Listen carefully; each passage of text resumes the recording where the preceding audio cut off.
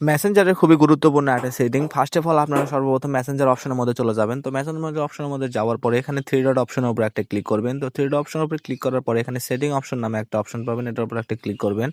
তো তারপর scroll down করে নিচ দিকে চলে আসবেন। এখানে লেখা আছে অ্যাসেসটেবলি, এটার উপর একটা ক্লিক করবেন। তো এটার উপর ক্লিক করার পরে কালার ফিল্টার নামে একটা অপশন পাবেন, 2 নাম্বার যে অপশন, এটার উপর একটা ক্লিক করবেন। তো কালার ফিল্টার অপশনে ক্লিক করার পরে ব্লাইট ইয়েলো, তো এটার উপর একটা ক্লিক করবেন। তো এটার উপর ক্লিক করার পরে আপনাদের কিন্তু যে মেসেঞ্জারের যে অপশনটা আছে এটা কিন্তু দেখতে কিন্তু খুব রিয়াল লাগবে।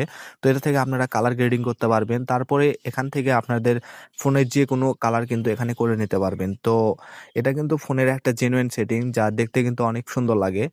তো এখান থেকে আপনারা গ্রিন, রেড, ব্লু যেটা খুশি সেটা করতে পারবেন। তো এটার মাধ্যমে আপনাদের প্রোফাইল কিন্তু দেখতে জোস লাগবে।